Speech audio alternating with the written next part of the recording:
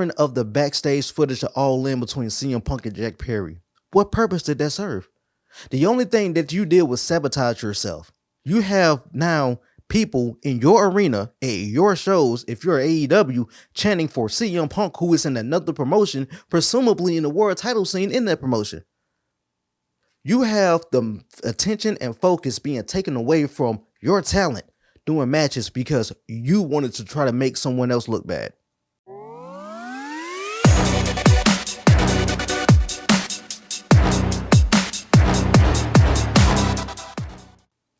What's going on, everybody? Welcome back to WrestleHolics. I'm your host, Ramon. No Steven, just Ramon. I want to say thank you, first of all, to all the subscribers who are tuning back in. If you're a first-time subscriber, thank you as well. Also, if you're a first-time subscriber, do me a favor, hit that like button, hit that subscribe button, stick around for the end of the video. Real quick, before we hop into business, WrestleHolics is trying to grow here on YouTube. So we have decided that once we hit our first 100 subscribers, we will be giving away $100 to one lucky subscriber. And thereafter, every 100 subscribers, $100. So tell a friend, tell a neighbor, economy is rough, okay? Need gas money, need grocery money, you need money for WWE or AEW shows or merch. Hey, here's a chance at the easy $100. All you gotta do, hit the subscribe button. Okay, so let's hop into today's topic. AEW, the rise, the fall of AEW. Now, when AEW first launched back in 2018, it was a revolutionary promotion. It really changed the wrestling game. It gave wrestling fans an alternative to the WWE product that we hadn't seen in years. Now, of course, we had Impact Wrestling / TNA. That was great. We also had Lucha Underground, which was, in my opinion, phenomenal. Kind of missed that show. It was really good. However, it didn't really give us the same vibe, the same feel, the same figure that we get from watching AEW, or that we got from watching AEW. Because see, prior to AEW's existence, there was WCW, right? And WCW hadn't been around at least since 2002, I believe? 2002, 2003, I want to say. That was the last time that we saw WCW. Now, when AEW emerged, they promised to be fresh. They promised to be new. They promised to be anything and everything except for a miniature version of WWE. Tony Khan came out and said that the AEW will not be a safe haven for former WWE guys. And yet, here we are in 2024, roughly 4-5 years after the initial launch of AEW, and all we seem to be seeing is WWE guys. But first, let's talk about a few things that I believe has contributed to the fall of AEW. The first thing we got to talk about is wasted talent. Now, when you look at the AEW roster, it's stacked, some would say, depending on who you are, what type of wrestling you like, what type of fan base you follow. All of those good things will determine subjectively how you rate or evaluate the AEW roster. Now, remember what I said a few moments ago about Tony Khan's statement that that AEW wouldn't be a safe haven for WWE talent? Yeah, apparently that turned out to be a lie. Not only was it a lie, he actually did probably the exact same thing that a lot of talent were experiencing down in WWE. Let's look at some of the guys that Tony Khan acquired off the free agency market that were former WWE guys. Keith Lee did nothing with him. Andrade did nothing with him. Claudio Castagnoli. Now, depending on who you are, what you like, some would say that he's flourishing down in Ring of Honor with the Blackpool Combat Club, or some would say that he's doing the same thing he did in WWE, and that's being a premier mid-card act. Now, with Claudio Castagnoli, I personally feel that he is main event level talent. However, he has now been through 2 promotions that I know of and has still not been allowed to flourish nor shine at a main event caliber level. Let's keep going. Miro, remember his promo when he debuted? Remember how he said that you could take that brass ring and shove it up your... Yeah, And as a result, his wife at the time, Lana, ended up going through tables for like 5 weeks back to back to back. Now, the two may not be related, or they could be related. Who knows? Either which way it go, we did nothing with them. Athena have done nothing with her. For every one successful WWE talent that AEW has brought in, they have had at least 3 to 5 that they have done nothing with. Now, most recently, we just saw Isaiah Swerve Scott. Major congratulations, major props to Isaiah, by the way, to win the AEW World Heavyweight Championship from Samoa Joe. Now, depending on how you evaluate Samoa Joe, you can say that he's a former WWE guy, which technically is true because that was the last major promotion that he signed with prior to joining AEW, or you could discount that due to his time in TNA or Ring of Honor, okay? I'm not going to really include him in this list of former WWE guys, primarily because his resume is very extensive, to say the least. However, yes, he just won the World Heavyweight Championship. You have Jon Moxley, who has also been very successful, and I would dare say is the company flag bearer. Undoubtedly, Jon Moxley is the face of AEW, and yes, booking has revolved around him, but that's coming up later.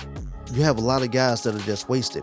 If you look at when they brought in CM Punk, who did CM Punk really have to put over in AEW? Remember, his first couple of matches, who did he beat? Darby Allin was 1. Eddie Kingston was 2. Arguably, some of the guys that most people felt they should have went over CM Punk. It didn't happen. AEW has wasted so much time bringing in guys and doing nothing with. Remember, one of the main reasons that we were excited for a lot of guys to leave WWE and go to AEW was because we finally thought that we would get to see some of our favorite superstars, some of our favorite wrestlers actually get a chance at main event level status, or actually being able to get the ball and run with it. But they got to AEW and they did nothing. And we're not even going to mention the actual homegrown AEW talents that they've wasted, quite essentially. Hangman Page was screwed significantly following the signing of CM Punk, in my humble opinion. Jungle Boy Jack Perry. Yeah, now he's starting to make some buzz only because of the CM Punk thing, but prior to that, he was kind of floundering. Then you have guys that they brought in like Edge, who has went from arguably main event level status in WWE to I have no idea what he's currently doing at AEW. But if we currently look at the body of work that Edge is giving us now versus what he's showing us in WWE, it leaves a lot to be desired. Then you have Christian, another former WWE guy. See, I could really make this video a lot about the former WWE guys that AEW has brought in, has done really much little to nothing with. How they have put guys in the positions that they really didn't need to be in. But in my opinion, this is one of the things that's leading to the downfall of AEW. Remember, fans were interested in AEW because of fresh faces, new opportunities, new talent. But we also got to mention real quick one of the biggest, most recent signings that they've done, and that's none other than Mercedes Monae. Now, if you're in the IWC, there are some mixed opinions about Mercedes Monae. A lot of people are saying that they feel that AEW wasted their time signing her. Now, granted, it was rumored that she was signed to a large $10 million contract, I believe. I, for one, seeing what I've seen of her in AEW over the last few weeks, am very unimpressed. I literally feel like AEW tried to do the same thing with Mercedes Monae as far as her debut goes that WWE did with Jade Cargill. And for some odd reason, it's not working. It's not meshing. It's not clicking. It's not bringing in interest. It's not bringing in the revenue, the eyes, the ticket sales that people want to see. If you look online, most of the feedback that you're going to get or that you're going to find about Mercedes Monae since she has been in AEW is mainly negative. Let's go on to the second thing. Poor booking. This kind of goes in with wasted talent. Booking was one of the things that really made AEW stand out from WWE, especially at the time it was launched, at least for like the first 2 years of the company's existence. See, WWE had got into a pattern of trash booking, very predictable booking, and more so listening to nobody but corporate suits and not the fans. AEW, on the other hand, they changed this. They came in and they decided to book based off the fans.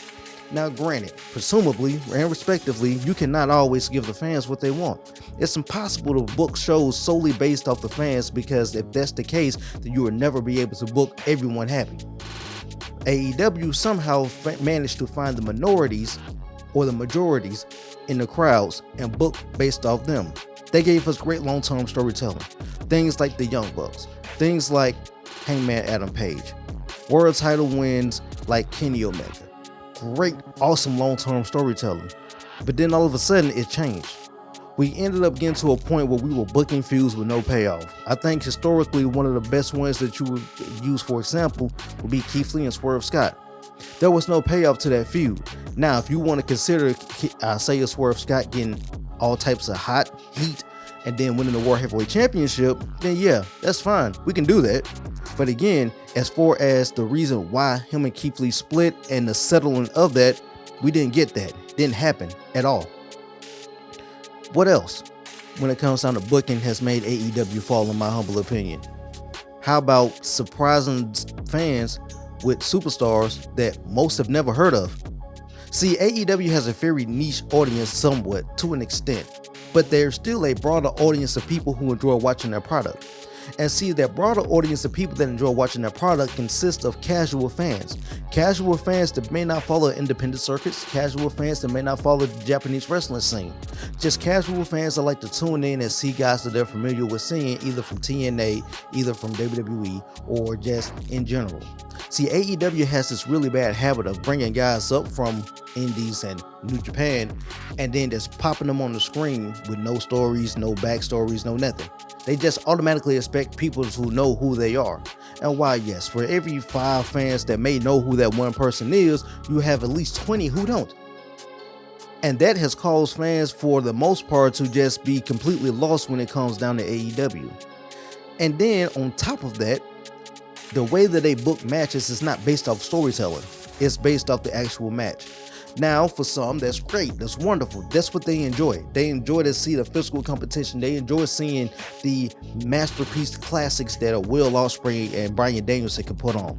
But then you have your broader audience of fans that really enjoy a good story to go along with their wrestling. Besides, that's what wrestling is, right? It is a form of storytelling. It is an art. It is something that gives people inspiration, motivation, and entertainment above all, to serve as distractions from everyday life. Now, if you're one of those people and you don't like the just basic great matches alone, then AEW is not for you. And if you were part of the AEW fan base that really enjoyed the storytelling and you've noticed a shift in booking, then you will also see why most people have tuned out of AEW as well. The last thing that, in my humble opinion, that has contributed to the fall of AEW, we've seen in recent weeks, has been the constant focus on WWE. See, during the WrestleMania week, Triple H cut a promo or did an interview on the Pat McAfee show where he was mentioning about the grind, quote unquote. Because see, that's just it. When you are a WWE superstar, there is a grind that you're associated with. You're on the road 200 plus days a year. You're in different countries. You're taking flights around the world. It's not impossible to be in Sydney, Australia on Monday and then be in Texas on Tuesday. It's really not with WWE. And that's what he was talking about, because we've seen the numerous allegations, the numerous dirt sheet reports that WWE is fumbling the ball on free agent signings, or that you have a lot of guys that have decided to resign with AEW because of the lighter schedule. Young Bucks, that was one. Kenny Omega, that was another one. Some say even Will Ospreay. All of those guys were rumored to have re-signed with AEW because of lighter schedules. So when Triple H made his comment about the grind, I guess a lot of people got up in arms about that. Now, I would say that WWE has shown not to really pursue a lot of the talent that AEW has signed recently, because WWE is shifting its focus towards younger guys who are going to have more longevity in the ring. They're looking at building new guys instead of bringing in guys that are already established and then putting the cart and the horse on them and expecting them to run with it, when the truth of the matter is they're not going to be able to run that long. While AEW, they're looking at getting shock value, which is why they sign the people they sign. But that's not here nor there. When I say that AEW is too focused on WWE, within the past 2-3 weeks, depending on the time you're watching this video, you've seen on multiple occasions where you've had guys come out and toe the AEW company line. And respectfully so, that's what you should do when you're a part of a company. But there's a difference between towing the company line, and there's a difference between having your guys out there and you're being ventriloquist and you're making them look like nothing more than puppets. The Will Ospreay promo a couple of weeks ago on AEW Dynamite, absolutely disgusting in my opinion. Totally uncalled for, unprofessional.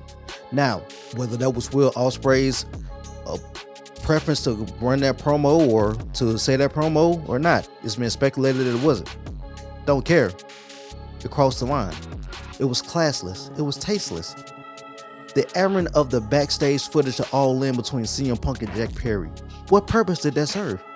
The only thing that you did was sabotage yourself. You have now people in your arena, at your shows, if you're AEW, chanting for CM Punk, who is in another promotion, presumably in the world title scene in that promotion. You have the attention and focus being taken away from your talent doing matches because you wanted to try to make someone else look bad. Sabotage. Then you have the press conference that would just happen following Dynasty, with Tony Storm making a comment of, "I'll never call you down to celebrate in the ring with me no matter how many stories I finish." Again, cheap shots. Tasteless, classless. AEW is focusing too much time on WWE and not enough time in their own house.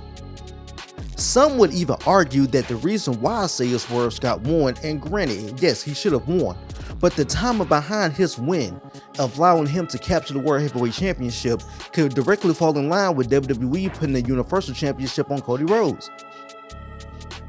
The stories are similar, not identical, but similar.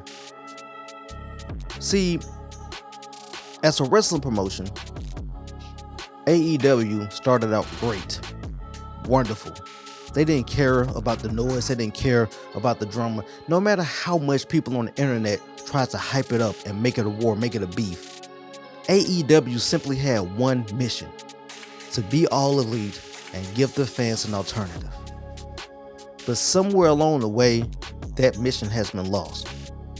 Whether it's the need to constantly feel that they are in a competition with WWE, or whether it's the need to constantly try to be innovative, or whether it's the need to constantly try to provide shock value headlines for dirt sheets and other wrestling media journalists.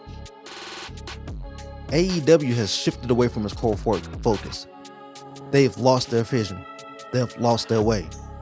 Declining ticket sales, low viewership, and I'm pretty sure that it's going to be low pay-per-view buys in the near future as well. If AEW does not decide to go back to who it originally was in the beginning, and I mean quickly, then AEW is in for a world of trouble. Right now, AEW looks to be heading down the same path as WCW did.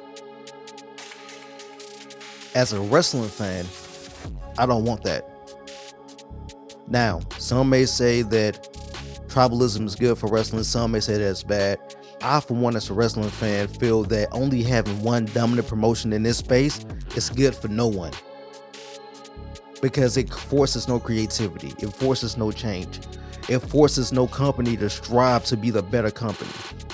But there's a difference between striving to be better and trying to cheat to get ahead. And right now, AEW is focusing too much on cheating to get ahead than they are on striving to be better.